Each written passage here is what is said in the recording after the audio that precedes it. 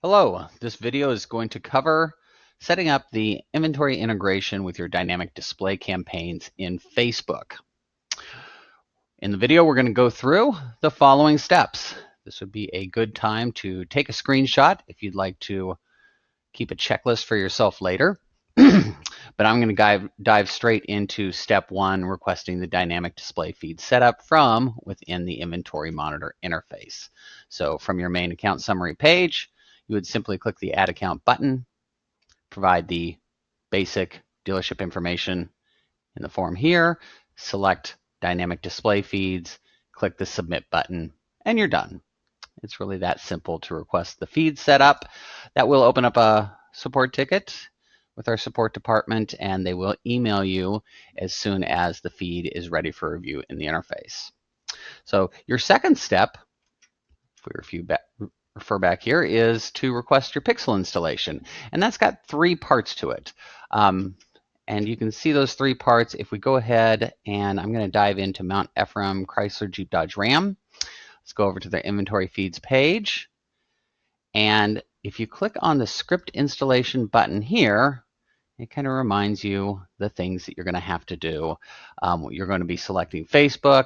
If you are also setting up dynamic display campaigns in AdWords for Google Display Network, we would appreciate if you could provide the conversion ID for that at the same time as your Facebook pixel. But if you're only doing Facebook, we would activate that, and you would then need to get the pixel ID for the ads account that you're running. So let's head over to Facebook. I'm already in the Facebook Pixel section of my Business Manager account, and pretty easy to find. There's the Pixel ID right there. So you'd simply copy that and paste it into the form here. Now it says, have you granted tech-support@hootinteractive.com publish privileges to the Google Tag Manager container? Do not check this until you've done that. Now, if you haven't worked with Google Tag Manager before, I'll hop into an account I have set up. So this is my kind of parent account. I'll click into Capital Motors, and it's very simple. You go over to the Admin tab. Within that, you go to User Management. You'll want to create a new user, enter the email address, and you never have to remember that because it's right here in the form. So we can go ahead and copy from here, paste into here. As far as account permissions go, we just need user access. We don't need admin. But in container permissions, we do need publish permissions. If you don't give us publish permissions, we will not be able to then make the pixel live on the dealer website and check our and test our work. So we do require publish. If you don't give us publish access, if you just give us like edit access, then we will still set it up and we will ask you to do the final publishing to make that live, and then you'll be responsible for also confirming that it's working correctly. And of course, if you give us read access only, we can't do anything. But once you've done this and added the new user, you have finished the requirements for this form. I would recommend one other thing. Oftentimes, we will see tickets come through that have the that have granted us access to the Google Tag Manager container, but it isn't installed on the dealer's website yet. So check that as well. You know, when you're in Google Tag Manager, I can come back to our oops. Okay. Here's where you can find the container IDs, and you'll need the Google Tag Assistant plugin, but once you have that, you can go and look for that same ID to be installed on the website for Google Tag Manager. And that's how you can confirm that. But once you've got all this in place, Pixel ID, you've granted us access to Google Tag Manager, given us publish privileges, and you know that the Tag Manager container is installed on the dealer's website. You can then request installation, which will then open a second ticket in our support system. And again, you will receive an email response back from support when that is completed. Now, I'd like to take an extra step and show you how you can confirm that the scripts are installed properly on that dealer website. So let's go back over to this example website I have here, I'm already on a VDP, and when you test this, you would definitely need to get down to a specific VDP, because when we install the dynamic pixel, we're not installing it on every page of the site, because it only needs to be triggered when somebody views a specific vehicle on a VDP. So we only set up the triggers to do that. You will need the Facebook Pixel Helper plugin. This is a Chrome plugin for your browser. And once you've installed that, it's a very quick and simple, under a minute to get this installed. You will be able to look on the page for the pixels that are installed, and you might see more than one like we have here. This is the pixel that we installed down here at the bottom, so definitely make sure to match up with the right pixel ID. And what you want to look for is the view content. And this shows that the view content has been fired from within this pixel, and custom parameters have been sent. And that was the important part that makes it dynamic, that we didn't just fire the pixel, but we fired the pixel and passed a content ID, which is the VIN, for this particular vehicle that the user was viewing. So you should see that the custom parameters were sent. You should see a content type of vehicle. If you had used the previous retail product catalog types, this would just say product. But now we use vehicle, the VIN for the VDP that we're on. And as long as you see that, you will know that the pixel has been installed correctly. You might see an additional kind of warning error here saying that the pixel is not associated with any catalog in the account, which is just fine. That means we still need to set that up, and that's one of our next steps. So let's get back into the inventory monitor system. We have now requested the feed setup. We have requested the pixel installation. Assuming you did get the response back from support saying the pixel was installed, we've now confirmed that it is installed on the dealer's website. So now let's move to the next step of you receive the response back from support saying your feeds are set up, and you can now review those within the interface. We would want to, again, come to the Inventory Feeds tab for this dealer. And from the Facebook default feed, you simply click View Feed Data. And we encourage you to review two primary fields in here, the price field and the image field. The price field, and let's just go ahead and use this first one as an example. We've got the price in the feed of $44,129 US. And if we click the link over here to confirm it, let's open up that particular VDP. We do see a price here of $44,129. But is that the correct price that you wanted? Because as you know, that often dealers have multiple prices here. In this case, they've got an MSRP, they've got a sale price, and a final price. Notice we set it up for the final price, thinking that is what you as a campaign manager would want, but you might instead want the sale price, which is lower than the final price, in which case then you'd want to contact support again and say, no, could you please change that to the sale price? But we do our best to try to figure out the one you want. In most cases, that will be the lowest price available there. And then you'll also want to check on your images to make sure they look okay. Sometimes you will see images that have a very large overlay on top of them. This one has an extremely tiny one down at the bottom, but sometimes they're very big and don't look good in ads, in which case you can request from support for us to select the second image of the vehicle rather than the first. And typically, if we come in here and look, the second image will usually not have the overlay on it like the first one. So that's an option. And then there's also a situation where sometimes stock photos do not look good in ads. This dealership doesn't have many stock photos, but if they did have, and let me get that all the way on the page there, if they did have, let's say, 5 of these 2017 Ram 2500s that all showed up in a carousel ad, and they were all stock images, they'd all look like the exact same vehicle. So not a really good carousel ad experience. So you can request from support also to suppress any record with only stock photos in it. So now we have reviewed both the price and the images, and we've confirmed the feed is up to snuff. So let's go ahead and move on to our next step. Let's see what our next step is.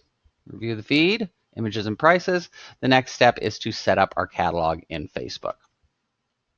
So let's head back to Facebook, and our business manager will go to the menu. I've got catalogs because I go there often in the quick links, but you just go over under assets, catalogs.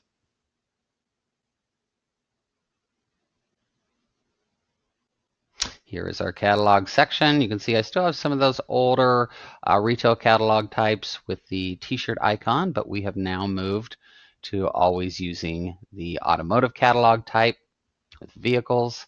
And so I'm going to create a brand new one. Select auto. Definitely make sure that you have it connected to the correct business manager. And then you give your catalog a name, and that's pretty much the whole process of setting up a catalog, is giving it its name. Click create, and you're done. We've got a few more steps here. So let's go ahead and view this particular catalog, which just gets you within the catalog. And now we can go and do the second step of setting up our data source. So it's giving us the next steps right here. But as we add vehicles, that could also be done from this data sources tab. I'll just follow the process they have here. Of course, we're going to want to set a schedule for the upload of our feeds because we want to have it done daily. And we need to get the data feed URL, and that comes from the inventory monitor interface. Again, from the inventory feeds tab of the dealership that we're working with. And we're just going to copy the feed link for the Facebook default feed. Paste it into here. And then we need to select a frequency and a time. So we definitely want this to be updated daily. And you'll want to set this, we recommend sometime between 8 and 10 a.m. in the morning. I'm in Central Time, so adjust accordingly for your time zone. But you definitely want to make sure that it is fetching this data after we have run our nightly updates, which typically occur between 2 and 4 a.m. Central Time, but sometimes can go a bit longer than that. So we recommend 8 to 10 a.m. To set the fetch for these. You do not need a username and password. Pretty much once you have put in the feed link and you have set your time to fetch, you are done. So let's go ahead and start the upload.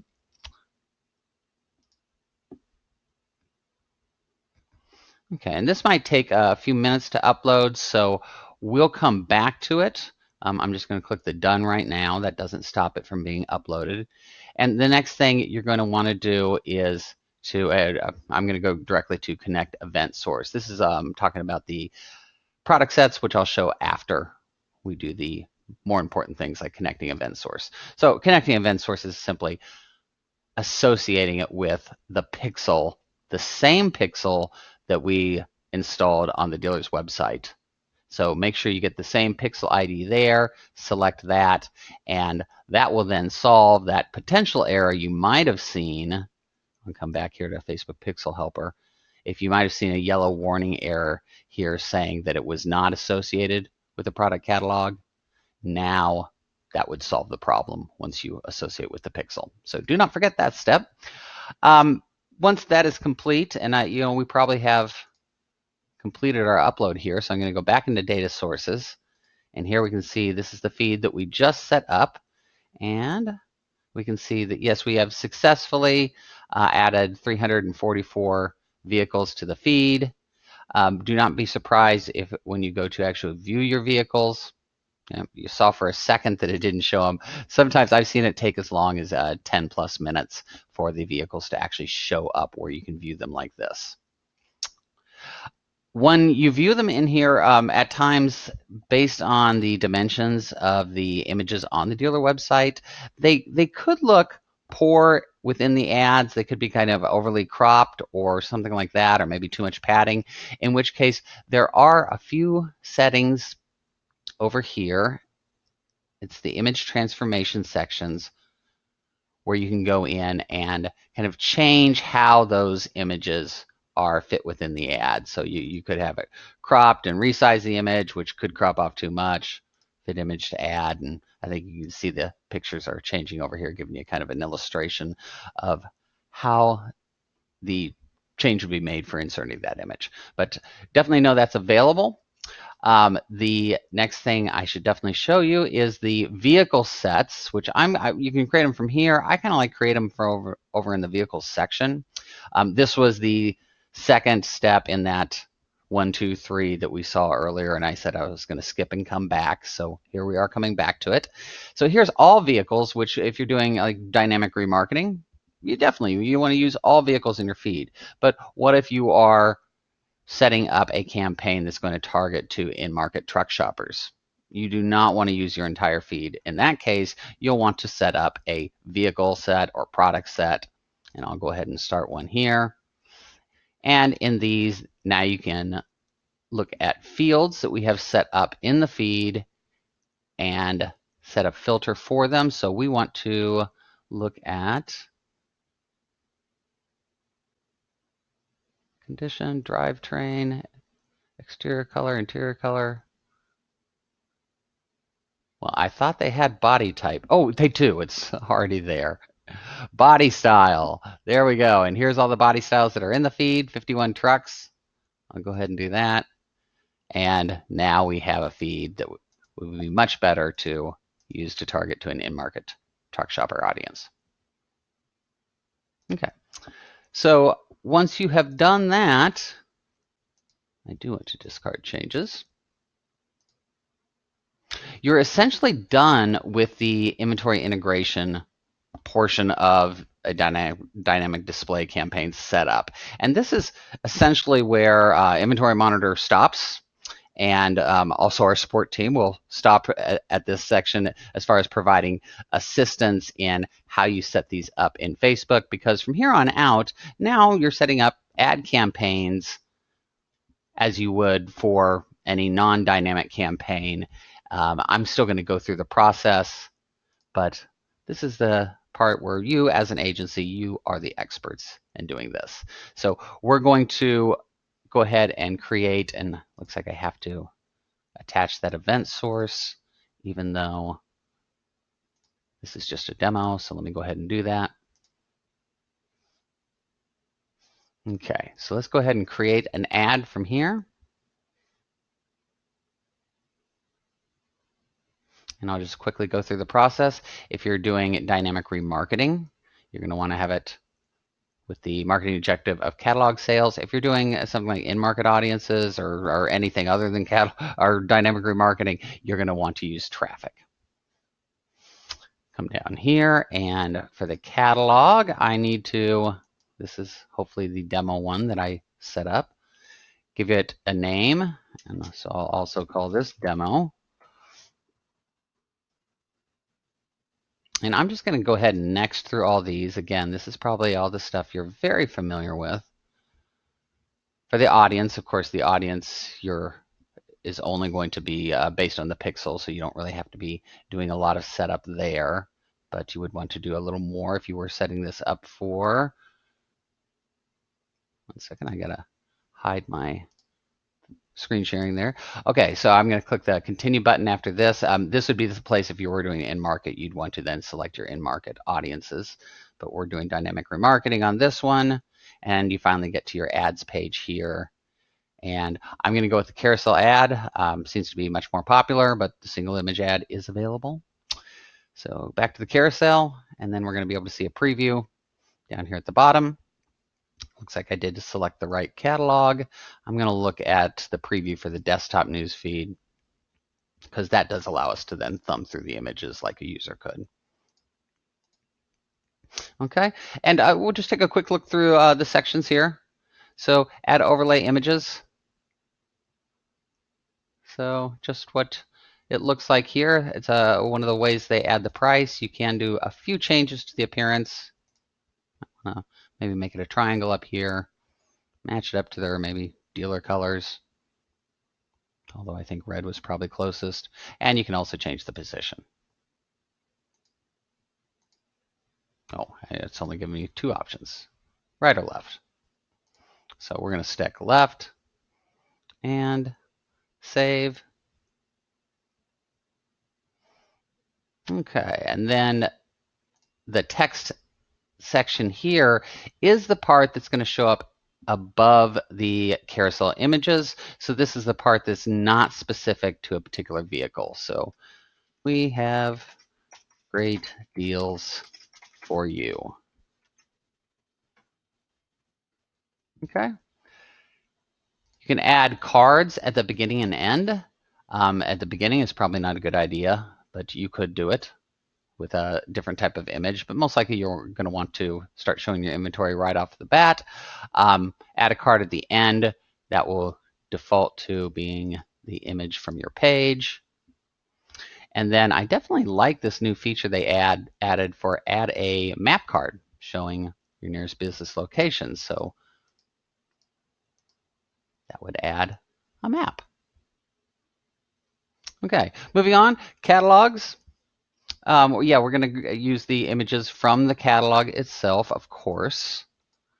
And then from here, we can go and start changing how we want the information to look for each vehicle. So the title, I don't like the title for this one. It's too long. It was pulled from the title page or title tag on the VDP.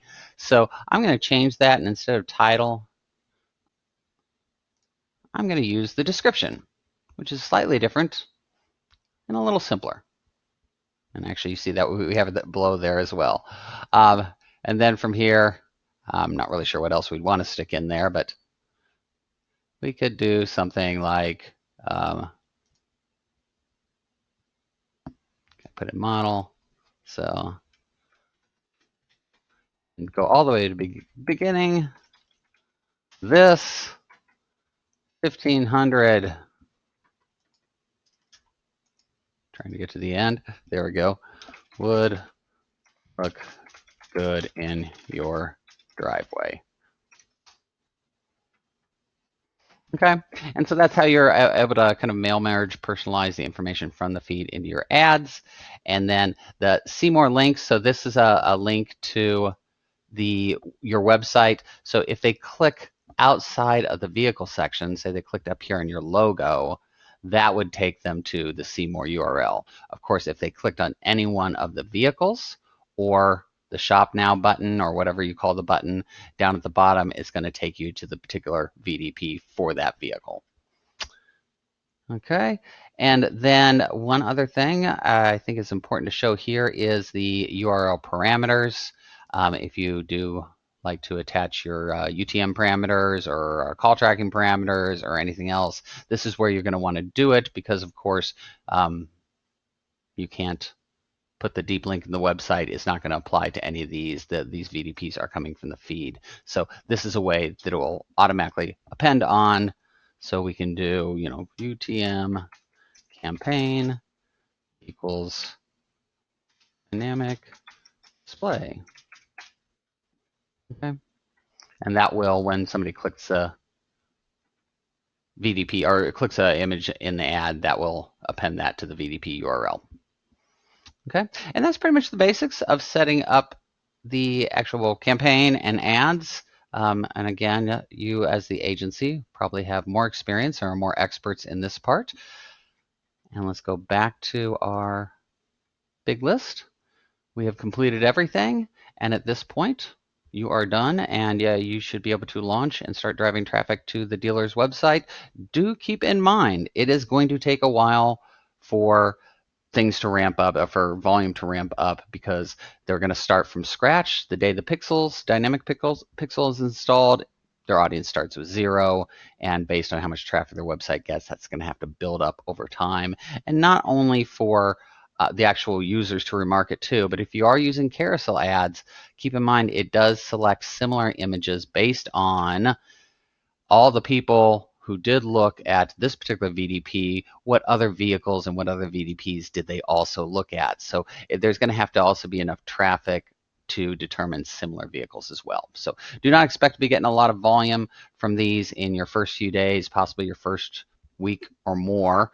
And we highly encourage to supplement them with in-market audience campaigns to deal with that volume issue.